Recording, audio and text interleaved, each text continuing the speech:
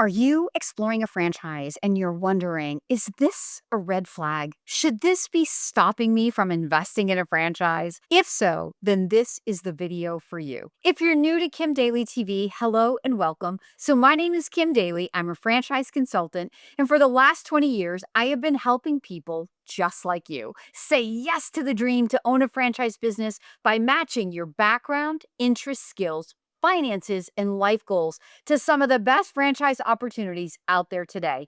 Now, if you get inspired to begin your journey, I want to be your franchise consultant. So stay with me until the end of the video and I will share how you could be my next candidate. Before we dive into the video about identifying red flags, do me a favor, hit the thumbs up button and subscribe to Kim Daly TV because I put out content every single week and I want to get you educated so that your dreams can be motivated and inspired. So let's get into how to spot red flags before you invest in the franchise. Okay, so there are several things that I would identify as red flags in franchising, and these are in no particular order. But the first one, and I think maybe the most obvious one to me because I am a franchise consultant, is if the franchisor doesn't offer you a process to teach you about their franchise process. To me, this is a red flag. You should be investing in a franchise because you want to buy down the learning curve. You don't want to be out there recreating it on your own. So if you have to recreate your own process in order to learn about the business and to be smart enough to know what you need to ask and to come up with all the questions on your own and resource all this on your own, isn't that already a red flag? A franchisor should be able to guide you. You shouldn't have to know what you need to know. They should be forthcoming and offering what you need to know.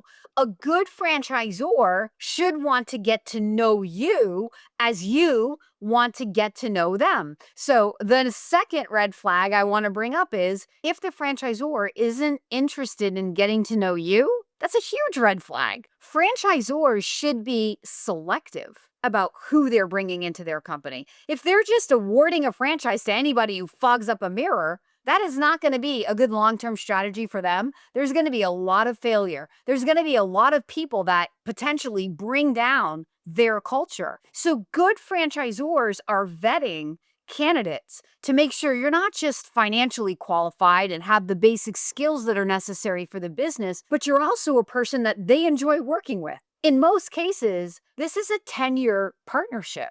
So don't you want to invest in people who you get to know, like, and trust? Now, that relationship is obviously going to change and adapt and grow, just like any relationship would change and adapt and grow over 10 years, but it's got to start out in the right place. And so that right place is where both people are properly vetting each other. So you need a process to guide you through their franchise process, and you want a franchisor that demonstrates interest in getting to know you and your why and can connect their business model to you and seems to want to select you based on feeling like you're going to fit into their franchisee family and into their culture. So another red flag that would be, could be, should be a major showstopper, red flag, ending your conversation with the franchisor is if they limit your ability to validate with other franchisees. First of all, I think it's illegal, but beyond it being illegal, it's also a huge red flag because what are they trying to hide? The franchisor should basically say, here's our FDD. Call anybody you want. Now, if you're working with Kim Daly as your franchise consultant, I'm going to tell you that calling randomly out of the FDD isn't really the best strategy, in my opinion. I'm not going to get into why that is in this video, but I've made other videos about validating with owners where you can find that information. But for the point of this video, I will tell you that they should at least be open with validation. And that if you ask, can I talk to an owner who is doing this or who lives in a market like this, the franchisor should absolutely say yes and provide you the names or give you that direction. Validating with other franchisees, it's one of the most fun things that we get to do as franchisepreneurs because we're going to learn the story from the franchisor, but then we get to validate through the opinions and through the experiences of all of these other people who once stood right where we are, who somehow crossed that bridge of belief and now own the franchise. And we get to hear from their real world experiences how they're doing. Do they feel adequately trained and supported? Do they like the business? Are they challenged in any way? How helpful is the franchisor? How readily available is the support team when they need it? All of the things that you worry about, the other franchisees, they probably worried about it too. And now they're in, and so they can answer the questions that you have. They can help to calm your fears, alleviate some of those anxieties. We want to use their validation to help us build that bridge of belief, to help us build a vision in our mind of how this could go. Maybe we could be like them. That's the point of validation. And so the red flag is if the franchisor is limiting you from talking to their owners, why? Maybe the validation isn't good. Maybe they're afraid of what you're going to hear. Well, that's a huge red flag.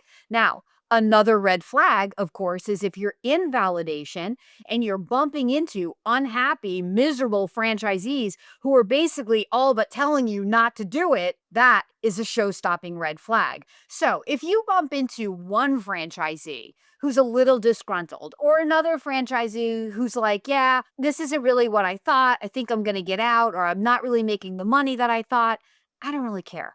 One story here and there, it's not a big deal. Look, business ownership is hard. It's not for everybody. When you're meeting that franchisee, you don't know where they are on their own personal growth journey. Look, if you know my story, I spent 8 years as an average performing consultant.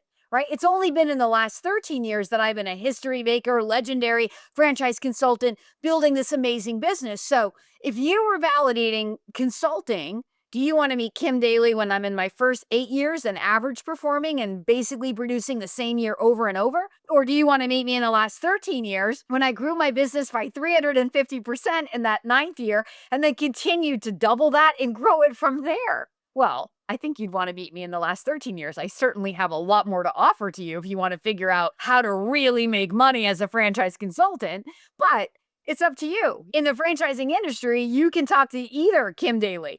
But I think that getting to the high performing people is a better strategy just because of my own story. And I know how I would validate being a franchise consultant now and the things that I wouldn't have told you in my first 8 years. And why wouldn't I have told you them? Because I didn't know them.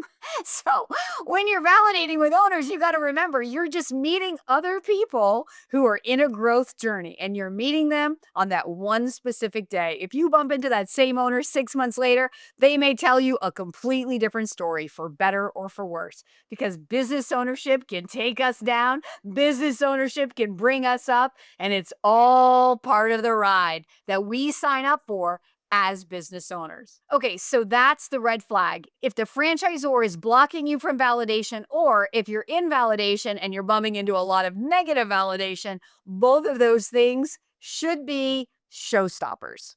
Another red flag that would catch my attention is if the franchisor doesn't invite you out to a meet the team day or a confirmation day or have some kind of culminating event that allows you to get access to the leadership of the franchise. So during your due diligence process, you'll be meeting with the franchise development team, the people who are there to guide you and teach you about the franchise.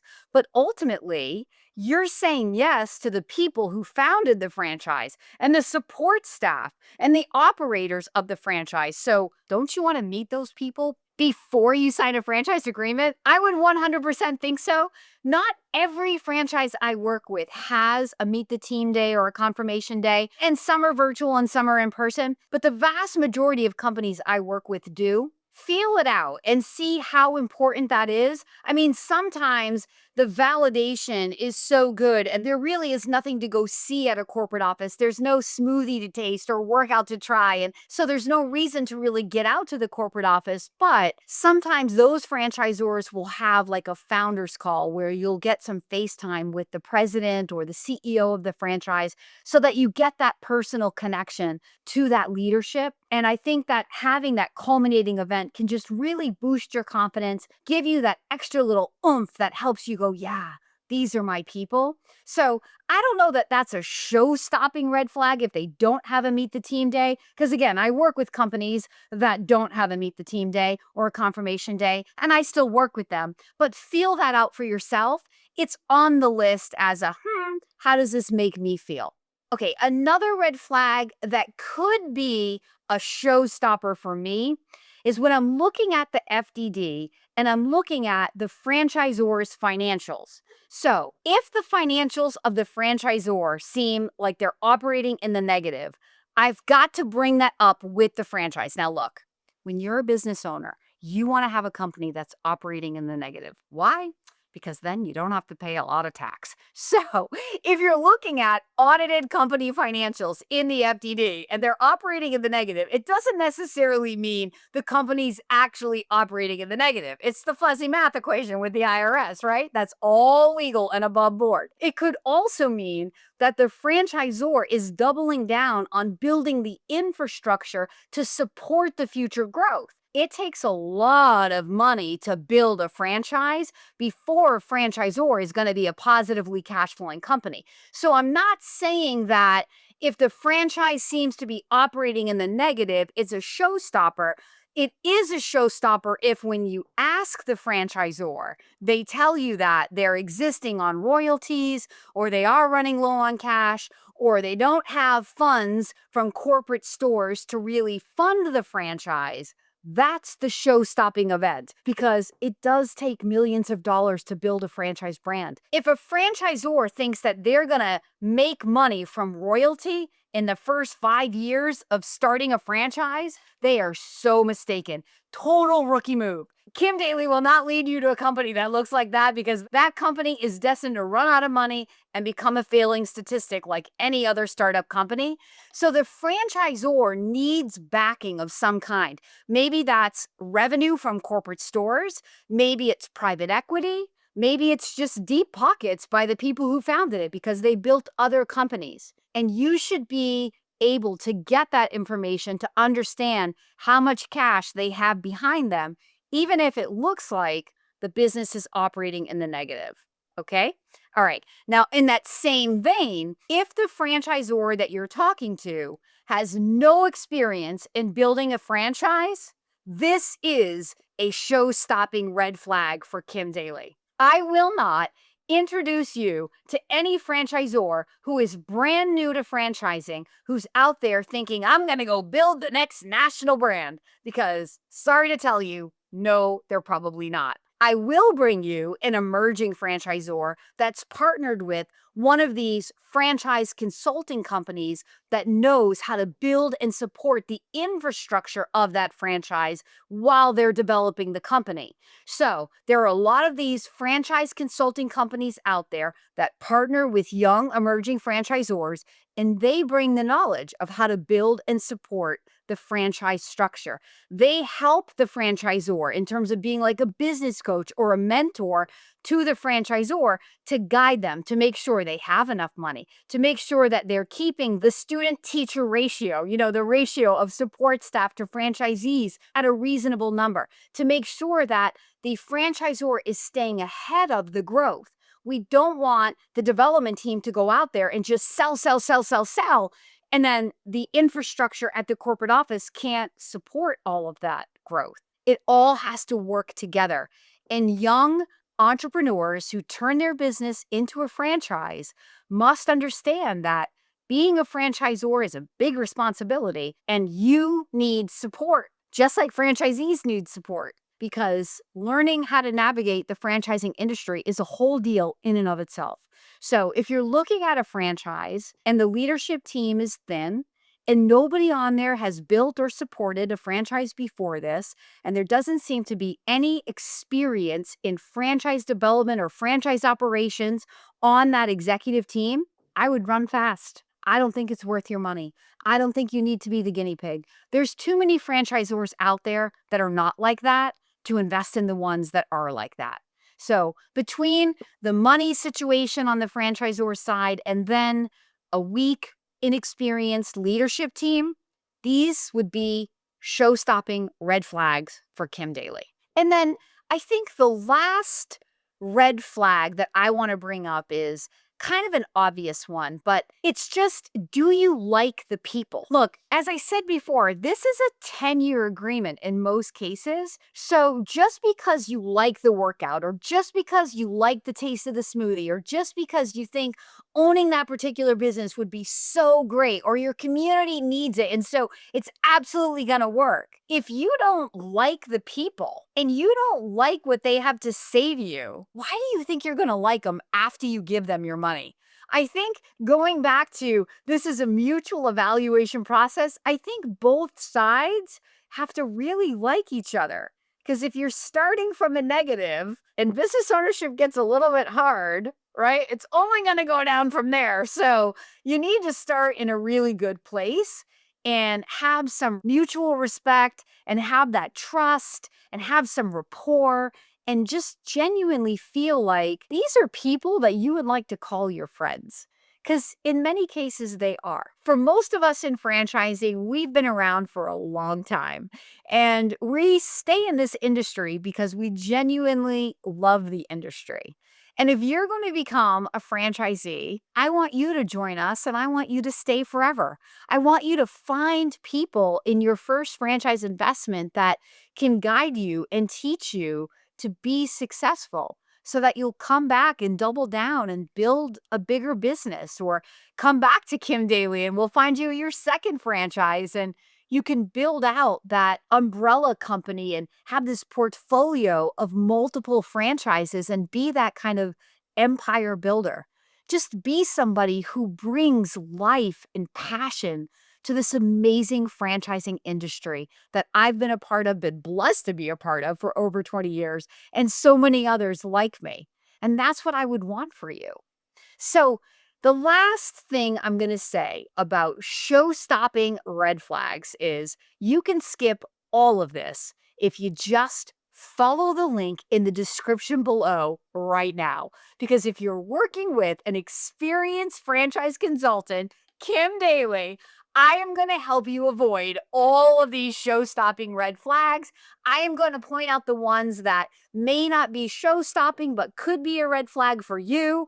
I'm going to get to know you. I'm going to get to hear what's important to you and understand what motivates you and understand your why, and then align the right partnerships, the right widgets, the right franchise cultures to you. So you don't have to go out there on your own and sift and sort and filter on your own.